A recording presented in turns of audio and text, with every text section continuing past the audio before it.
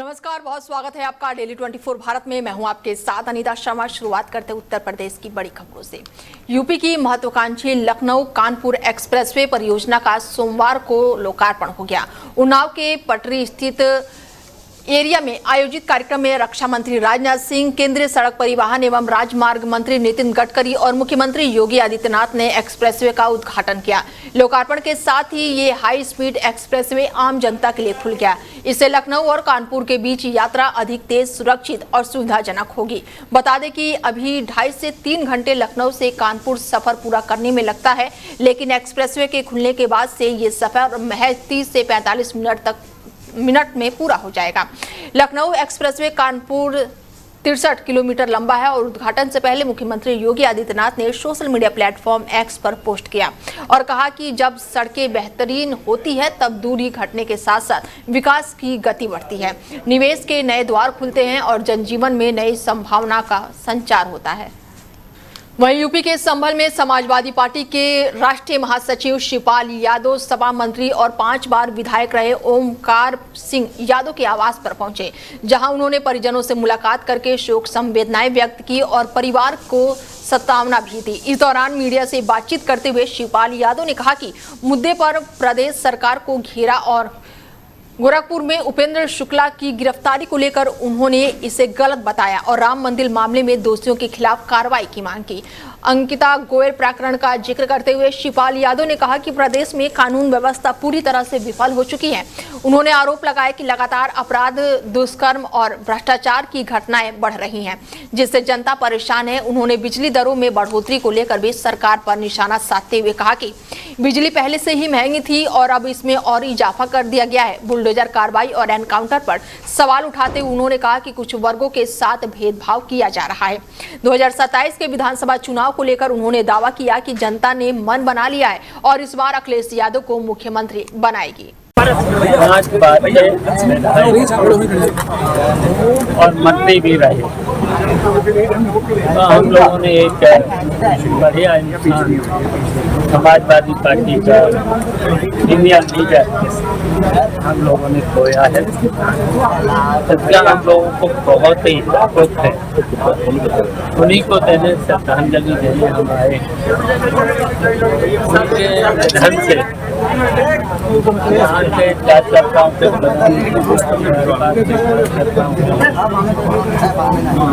बहुत ही अच्छा लगा। हम ईश्वर से प्रार्थना करते हैं उनके निधन बाद उनके परिवार एक ऐसी ताकत। वहीं पीलीभीत क्षेत्र में गैस सिलेंडर फटने से बड़ा हादसा हो गया। घटना के बाद से इलाके में हड़कंप मच गया।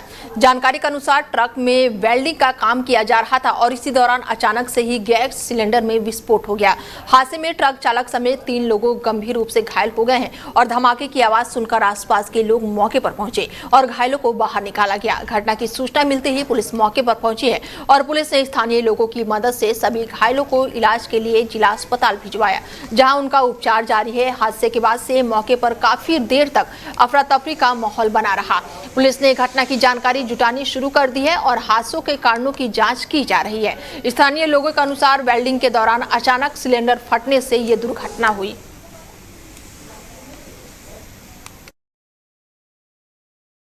क्या हुआ था ये बता दो। जे डीजल टंकी फटी थी। कैसे फटी थी, कैसे तुमको मालूम हुआ, क्या हुआ? जे फटी थी ये मतलब वो टंकी लीकेज थी। जब मालिक ने बुलाया कि ये टंकी लीकेज है, इसमें काम करा लो, टाँके लगवा लो, तो वो मिस्त्री बुलाया तो उन्होंने वो टंकी खुलवा के ले गए। फिर ये वहाँ पर खड़े थे और वो मिस्त्री बिल्डिंग। वहीं यूपी के कन्नौज में पुलिस, एसओजी और सर्विलांस की संयुक्त टीम ने सराफा व्यापारी के साथ धोखाधड़ी करके जेवरात चोरी करने वाले अंतरजनपदीय गिरोह का खुलासा किया है। पुलिस ने गिरोह के 4 सदस्यों को चोरी किए गए आभूषणों सहित गिरफ्तार किया है।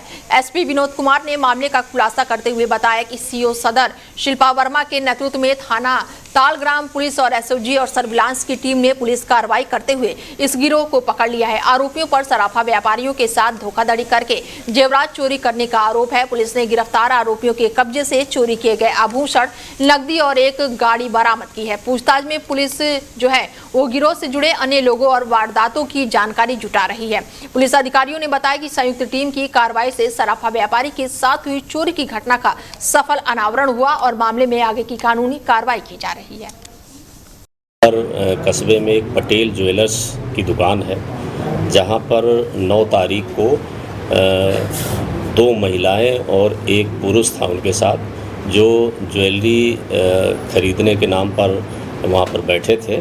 और उसी दौरान इन्होंने 4 आइटम ज्वेलरी के टॉप्स, पेंडल और कुंडल जो सोने के थे और तोड़िया जो चांदी की थी, उनसे चोरी कर लिए थे, टप्पेबाजी कर लिए थे, जिसमें हमारी एसओजी सर्विलांस टीम और प्रभारी निरीक्षक तालग्राम ने इन्वेस्टिगेशन की, जिसमें से 5 लोगों के नाम इसमें प्रकाश में आए हैं, जिसमें से आज 4 लोगों को गिरफ्तार किया गया है। इसमें 3 महिलाएं हैं, एक रिंकी पत्नी शिवपूजन शुक्ला जो हरदोई की रहने वाली है, दूसरा छुन्ना पत्नी राकेश, ये भी हरदोई की रहने वाली है, तीसरा ऊषा पत्नी राकेश सिंह, ये मल्लावा हरदोई की रहने वाली है, एक सिराज पुत्र शदरुद्दीन है, ये बोलेरो का चालक है और वहाँ पर घटना भी करता है साथ में। इनको पकड़ा गया है। इनके कब्जे से जो उस दिन इन्होंने टप्पेबाजी और चोरी की थी उस दुकान से, एक जोड़ी सोने के टॉप्स और सोने के पेंडल और एक जोड़ी सोने के कुंडल कान में पहनने वाले और चांदी की जो तोड़ियां हैं वो बरामद किए हैं। और साथ साथ जिस बोलेरो का ये प्रयोग करते थे घटना करने में, वो बोलेरो को कब्जे में लिया गया, पकड़ी गई है। इसके साथ ही कुछ पैसे और वहीं यूपी के बहराइच में गौ रक्षा यात्रा को लेकर पहुंचे शंकराचार्य अभिमुक्तेश्वरानंद ने आरएसएस और गौ हत्या प्रतिबंध के मुद्दे पर बयान दिया। उन्होंने कर्नाटक के गृह मंत्री द्वारा आरएसएस के रजिस्ट्रेशन, कानूनी स्थिति और वित्तीय पारदर्शिता को लेकर सवाल उठाने को सही बताया। शंकराचार्य ने कहा कि आरएसएस को अपनी फंडिंग के स्रोतों और आर्थिक गतिविधियों की जानकारी सार्वजनिक करनी चाहिए। उन्होंने कहा कि बड़ी बड़ी इमारतों के निर्माण और अन्य खर्चों को लेकर संगठन को पारदर्शिता दिखानी चाहिए। तमिलनाडु में गौ हत्या प्रतिबंध मामले में मदरसा, होटल और साथ ही हाई कोर्ट के और सुप्रीम कोर्ट को लेकर भी उन्होंने बड़ा बयान दिया। उन्होंने बताया कि मामले में मांगी गई राहत से अधिक आदेश दिए जाने के कारण तमिलनाडु सरकार सुप्रीम कोर्ट गई थी, जिस पर अदालत ने स्थिति को ठीक बताया। गौ रक्षा अभियान को लेकर उन्होंने कहा कि ये किसी राजनीतिक दल का एजेंडा नहीं है। उन्होंने कहा कि जो सत्ता में है उससे सवाल पूछना उनका कर्तव्य है। उन्होंने यूपी सरकार और मुख्यमंत्री योगी आदित्यनाथ पर भी निशाना साधा और कहा कि गाय को लेकर सरकार की नीतियों में विरोधाभास है। उन्होंने सवाल उठाया कि गाय को माता कहने और सरकारी रिकॉर्ड में पशु दर्जा करने के बीच अंतर क्यों है। नियुक्ति की बात कही जा रही है। ट्रस्ट में किसी का ट्रस्ट ही नहीं रहा तो वो ट्रस्ट कहाँ रहा, और जब ट्रस्ट ही नहीं रहा तो ट्रस्ट की बैठक कैसे हो गई। अब वो कह रहे हैं कि हम सीईओ की नियुक्ति करेंगे। हाँ, सीईओ की नियुक्ति करोगे, मतलब कि सांपनाथ से आप लोग डर गए तो अब नागनाथ ला रहे हैं। काम वही है, बिस्तर ले आएंगे और आपको कटवाएंगे। क्या लगता है बीजेपी को आप बिल्कुल हटा करके मानेंगे? बात यह है कि बीजेपी और कांग्रेस और दूसरे से हमको मतलब नहीं है। हमको मतलब सच्चे लोगों से है, अच्छे लोगों से है। अच्छे लोग हमें चाहिए। योगी आदित्यनाथ को कोई संदेश? योगी आदित्यनाथ को हम क्या संदेश देंगे जी, वो सुनेंगे।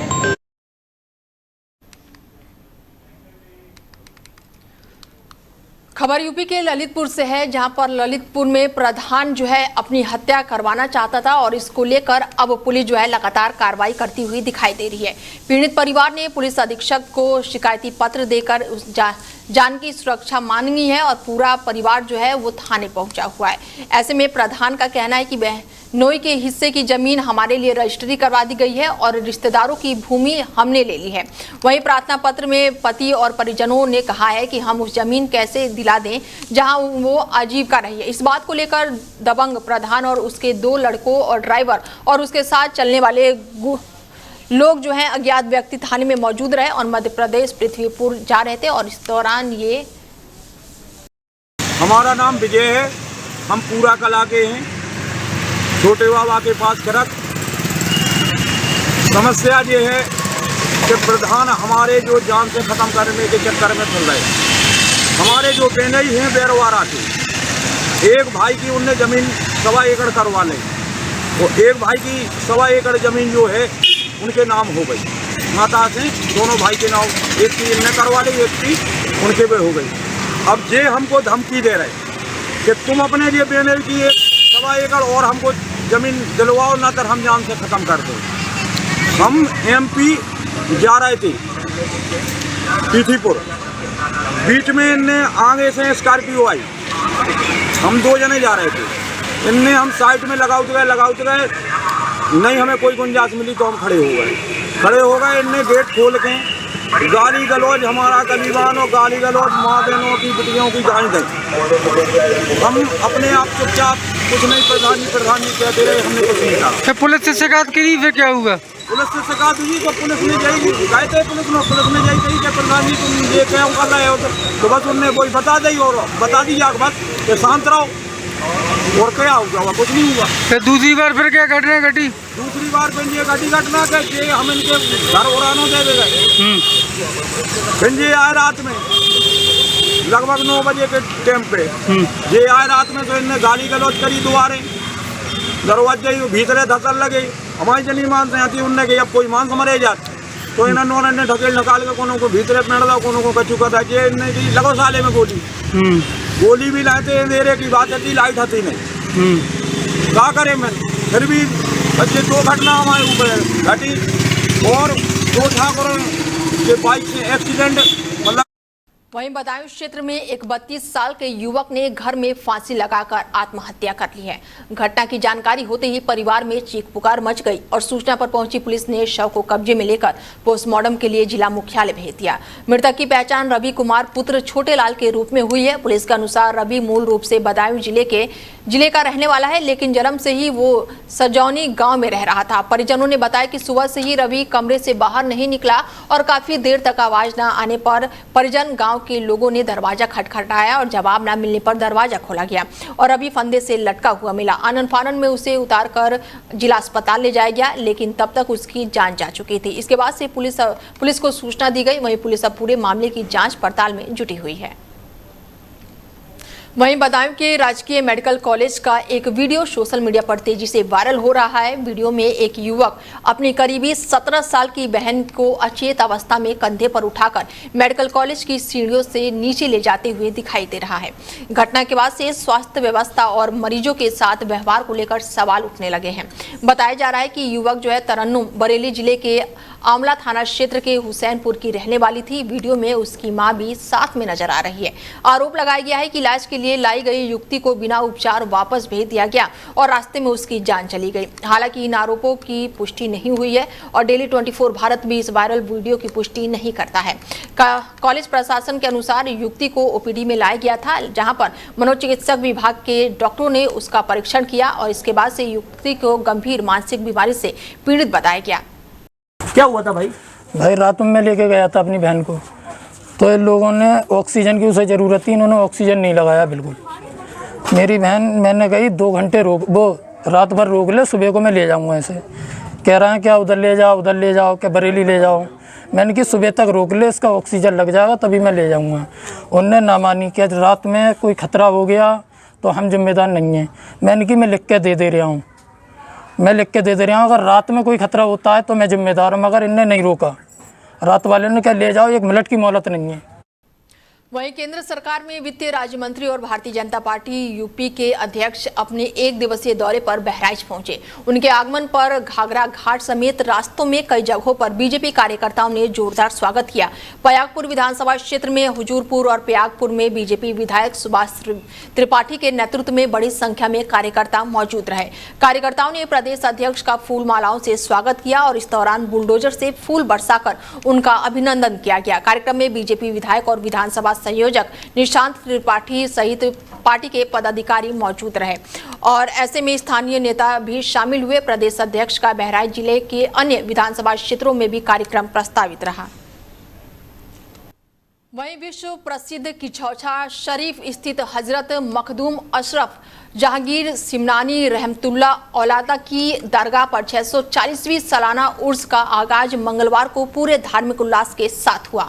उर्स के आगाज के मौके पर बड़ी संख्या में देश विदेश से लोग मौजूद रहे और सभी ने दरगाह पर हाजिरी देकर मुल्क में अमन, भाईचारे, तरक्की और खुशहाली के लिए दुआएं मांगी। पूरे दरगाह परिसद में रूहानी माहौल देखने को मिला और इस अवसर पर मौलाना सैयद अनीस अशरफ ने देश विदेश से आए सभी लोगों को 640वीं सालाना उर्स की मुबारकबाद देते हुए कहा कि हजरत मखदूम अशरफ जहांगीर का पैगाम मोहब्बत, इंसानियत और आपसी भाईचारे का है। उन्होंने कहा कि उर्स हमें सभी को साथ लेकर चलने और समाज में प्रेम और सौहार्द कायम रखने की प्रेरणा देता है। उर्स कमेटी के पदाधिकारियों ने बताया कि आगामी कई दिनों तक दरगाह पर कव्वाली और साथ ही महफिले, मिलाद और लंगर और अन्य धार्मिक कार्यक्रमों का आयोजन किया जाएगा। ये हुजूर मखदूम सुल्तान सैयद अशरफ जहांगीर सिमनानी रहमतुल्लाह तआला अलैह का 640वां उर्स है और इसमें तमाम अकीदतमंद ज़ायरीन, हिंदू या मुसलमान जो भी इस दरबार में अकीदत से आते हैं, हम उनका खानवादे अशरफिया की तरफ से और अपनी तरफ से हम उनका तहे दिल से शुक्रिया अदा करते हैं और उनकी नेक कामनाओं के लिए दुआगो हैं। और दरगाह रसूलपुर में ज़ायरीनों की सहूलत के लिए और 25 मुहर्रम था 28 मुहर्रम को हमारा फ्री मेडिकल कैंप चलता है और उसी फ्री मेडिकल कैंप के बगल में ये हमारा लंगर भी चलता है। वो किसी भी मज़हब व मिल्लत का मानने वाला हो। मखदूम सुल्तान सैयद अशरफ जहांगीर सिमनानी रहमतुल्लाह तआला अलैह ने कभी भी अपनी ज़िंदगी में ऊंच नीच या हिंदू मुसलमान की कोई तमीज़ नहीं रखी।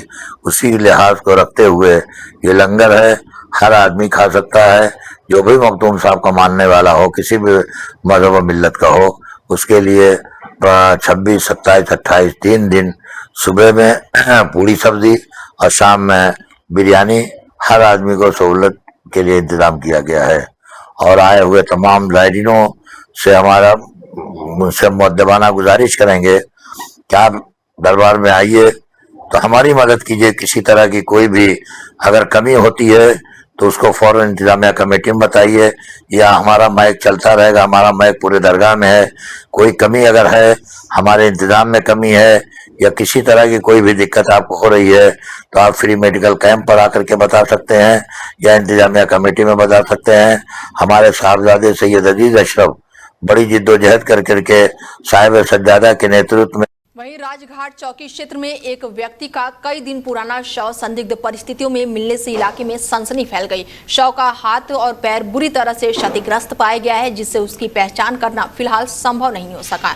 घटना की जानकारी मिलते ही राजघाट चौकी पुलिस मौके पर पहुंची है और घटनास्थल का निरीक्षण किया है। पुलिस ने शव को कब्जे में लेकर पंचनामा भरने के बाद से पोस्टमार्टम के लिए भेज दिया है। पुलिस के अनुसार शव कई दिन पुराना बताया जा रहा है। मृतक की पहचान करने का प्रयास किया जा रहा है और पोस्टमार्टम रिपोर्ट और अन्य साक्ष्यों के आधार पर मौत के कारणों का पता लगाया जा रहा है।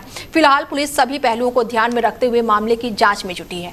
स्टंप एवं न्यायालय शुल्क विभाग के स्वतंत्र प्रभार राज्य मंत्री रविंद्र जायसवाल ने अपने 1 दिवसीय अमेठी दौरे के दौरान गौरीगंज मुख्यालय के दयालपुर स्थित नवनिर्मित निबंध कार्यालय भवन का वैदिक मंत्रोच्चारण और पूजा अर्चना के साथ लोकार्पण किया। यह भवन पूर्व केंद्रीय मंत्री स्मृति ईरानी के प्रयासों से 3 करोड़ 55 लाख रुपए की लागत से तैयार किया गया है। उद्घाटन समारोह के दौरान पूर्व केंद्रीय मंत्री स्मृति ईरानी ने राज्य मंत्री रविंद्र जायसवाल के फोन के माध्यम से अमेठी वासियों को शुभकामनाएं देते हुए नए भवन के शुभारंभ पर प्रशंसा व्यक्त की। इससे पहले राज्य मंत्री रविंद्र जायसवाल का जिलाधिकारी, बीजेपी जिला अध्यक्ष और डीआईजी निबंध ने गर्मजोशी से स्वागत किया और कार्यक्रम में उन्हें पूर्व पीडब्ल्यूडी गेस्ट हाउस में जिला प्रबंधन एवं निबंध विभाग के अधिकारियों के साथ समीक्षा बैठक की। और लोकार्पण समारोह में संबोधित करते हुए राज्य मंत्री ने केंद्र और प्रदेश सरकार द्वारा स्टाम्प शुल्क और भूमि रजिस्ट्री व्यवस्था में किए गए सुधारों और व्यवस्थाओं की जानकारी लोगों को दी। योगी जी के कारण से जो लान ऑर्डर बेहतर हुआ तो खरीद की क्षमता दुगनी हो गई। यानी पूरी यूपी की बात करूं 2016-17 में यूपी के अंदर डॉक्यूमेंट होते थे मात्र 21 लाख डॉक्यूमेंट, अब पहुंच गया 54 लाख डॉक्यूमेंट। पहले यहाँ की रेवेन्यू आती थी माँ 16,000 करोड़, अब पहुँच गया 38,000 करोड़ पर। यानी कि सर्किल रेट भी कम बढ़ाया जाए, न बढ़ाया जाए, ताकि जो व्यक्ति के पास प्रधानमंत्री आवास नहीं है उसको सरकार देती है मुफ्त में आवास।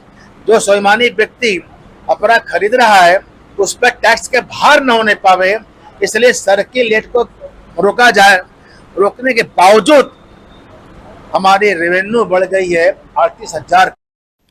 वहीं समाजवादी पार्टी के पीडीए के मुद्दे को लेकर अखिलेश यादव पर बड़ा हमला बोला गया है। दया शंकर सिंह ने कहा है कि समाजवादी पार्टी में पीडीए के लोगों को सपने देखने का भी अधिकार नहीं है। उन्होंने दावा किया कि पीडीए के लोगों को आगे बढ़ने का सपना सिर्फ बीजेपी ही दिखा सकती है और उनका सम्मान भी बीजेपी में ही संभव है। उन्होंने कहा कि बीजेपी में पिछड़े और वंचित वर्गों के लोगों को आगे बढ़ाने के अवसर मिले हैं। उन्होंने प्रधानमंत्री नरेंद्र मोदी, राष्ट्रपति द्रौपदी मुर्मू और पूर्व राष्ट्रपति रामनाथ कोविंद का उदाहरण देते हुए कहा कि बीजेपी में ये संभव है। दया शंकर सिंह ने कहा कि मध्य प्रदेश के मुख्यमंत्री मोहन यादव भी पिछड़े वर्ग से आते हैं और बीजेपी ने उन्हें नेतृत्व का अवसर दिया। उन्होंने आरोप लगाया कि समाजवादी पार्टी का पीडीए केवल सैफई परिवार तक सीमित है। उनको विकास नहीं दिख रहा है, चश्मा बन गया। वो पीडीए की बात कर रहे हैं, पीडीए केवल हर जगह बोर्ड लगा है पीडीए। अरे भाई, मैं तो कहता हूँ कि उनके बिरादरी के लोग सपने नहीं देख सकते हैं।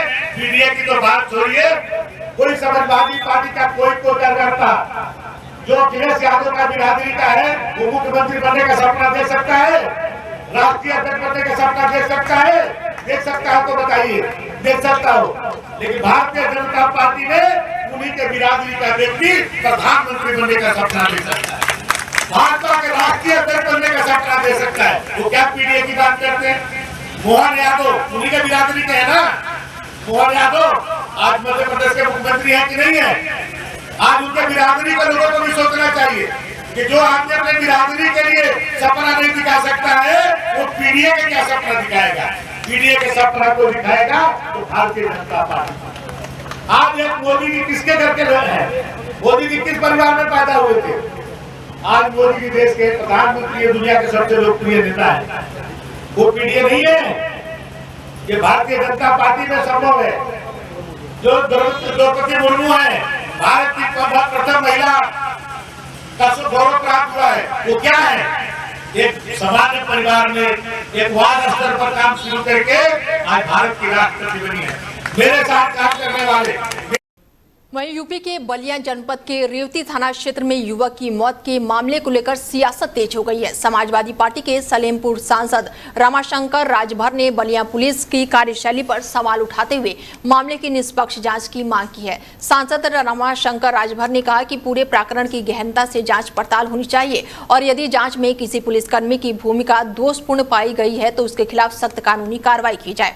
उन्होंने कहा कि किसी भी दोषी को छोड़ा नहीं जाना चाहिए। उन्होंने प्रदेश सरकार से मृतक के परिजनों को उचित मुआवजा देने और परिवार के एक सदस्य को सरकारी नौकरी उपलब्ध कराने की मांग की है। सांसद ने कहा कि पीड़ित परिवार को हर हाल में न्याय मिलना चाहिए। रमाशंकर राजभर ने कहा कि समाजवादी पार्टी इस मामले को लगातार उठाती रहेगी और पीड़ित परिवार के साथ खड़ी रहेगी। सदर कोतवाली क्षेत्र में गौकसी के मामले में फरार चल रहे आरोपी से पुलिस की देर रात मुठभेड़ हो गई। पुलिस की जवाबी कार्रवाई में आरोपी गोली लगने से घायल हो गया, जिसे गिरफ्तार कर लिया गया, इलाज के लिए जिला अस्पताल पहुंचाया गया। और जानकारी के अनुसार 9 जुलाई को हुई पुलिस मुठभेड़ के दौरान आरोपी अंधेरे का फायदा उठाकर मौके से फरार हो गए थे। इसके बाद से ही कोतवाली पुलिस उनकी तलाश में जुटी हुई थी। देर रात पुलिस की मुखबिर की सूचना के आधार पर पुलिस ने घेराबंदी की और आरोपियों को पकड़ लिया। तभी आरोपी ने पुलिस टीम पर ही फायरिंग कर दी, जिसके बाद से पुलिस ने आत्मरक्षा में जवाबी कार्रवाई की और उन्हें गिरफ्तार कर लिया। फिलहाल पुलिस ने उनके कब्जे से असला और कारतूस भी बरामद किया है। फिलहाल बुलेटिन में मेरे साथ इतना ही। दीजिए इजाजत। नमस्कार।